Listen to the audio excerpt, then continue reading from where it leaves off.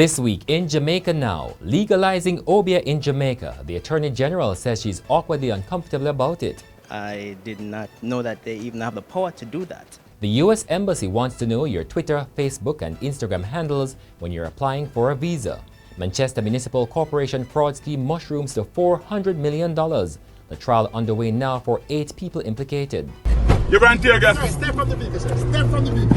Constable pepper sprays senior ex-cop for disobeying orders. Or you feel that you didn't get a chance to actually view the body? Closed casket as Siaga viewing begins. And 6 Jamaicans rescued after being trafficked to Atlanta for sexual exploitation. I'm Damian Mitchell and this is Jamaica Now. The government is considering making obeah legal in Jamaica, and already the Attorney General Marlene Malahoo Fort has signaled that she is uncomfortable about it. Church groups are also pushing back. Obeah is a cultural ritual carried out by some people deemed to have extraordinary powers to influence certain outcomes. In Parliament on Tuesday, just as lawmakers were getting ready to push the maximum fine from $100 to $1 million for anyone found guilty of practicing obeah, Justice Minister Delroy Chuck signaled that the quasi-religious ritual could soon become legal. The obeah law, I thought it was removed. I thought it was repealed, only to find out that it is still the law. But you know, Mr. Speaker, there's a cabinet submission from 1975 to repeal the obeah law. And it is still there. But I would like to bring it, after we pass this legislation, Mr. Speaker, I have asked the Law Reform Department for us to have another cabinet submission. I would like to bring for us to debate here in this House the repeal of the obeah law. It will be put in a broader concept in terms of scamming and other things. But there's no reason, Mr. Speaker, why the obeah Act should still remain on the statute book, and we hope to remove it in due course. Marlene Malahoo Fort later took to Twitter confessing how awkwardly and uncomfortably she felt in the House of Parliament when she heard some of the utterances about the practice of obeah.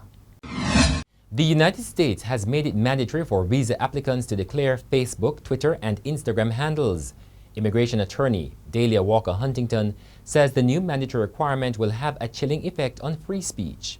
The new requirement will affect more than 14 million non-immigrant visa applicants who jostle for Washington's stamp of approval every year. Diplomatic and some official-type visa applicants will be exempted. The protocol was announced by the Trump administration more than a year ago, but took effect last Friday. Well, social media is supposed to be a free-based platform to state your opinion of whatever. I don't think they should actually screen anyone pertaining to what they have posted in the past. I don't accept it, don't like it at all. It's half and half, but me personally, don't judge me based on my social media. I'm a totally different person on social media versus in real life. The fraud scheme at the Manchester Municipal Corporation has now climbed from $95 million to $400 million.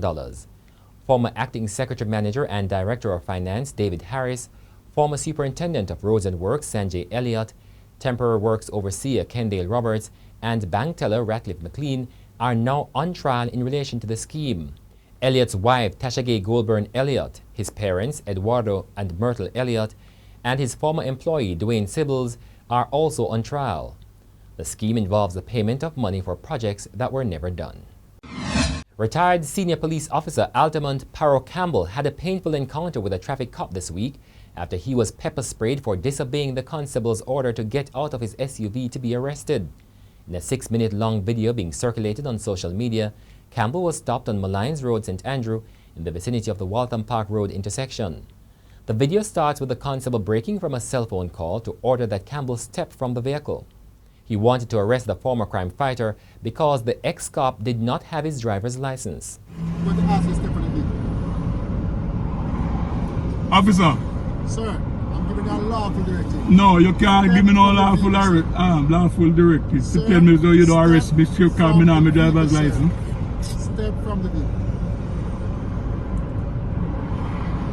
Officer? This is a final warning I get this. No, this is not a warning. Don't tell me that you're going to warn. It's a tear gas me, you know. Step from the vehicle. No, it's a tear gas me. If you tear gas me. Step from the vehicle, sir. You ran tear gas me. Step from the vehicle, sir. Step from the vehicle. Step from the vehicle. What are you doing to my phone, bro? Sir, step from the vehicle. Step from the vehicle, sir.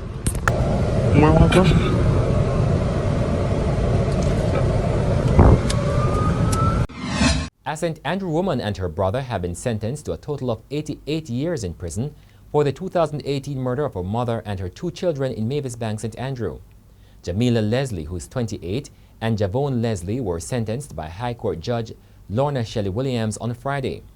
The Leslie siblings had pleaded guilty to arson and the murders of Kashif Jackson and her 2 children, one of whom was only a week old. It was the result of jealousy over Jackson's common-law husband, with whom Jamila had a 4-year-old child.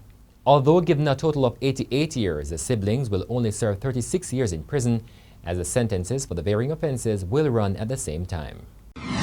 A non-profit organization in Atlanta, United States, is reporting that from December last year to January 2019, it rescued 6 Jamaican victims of human trafficking.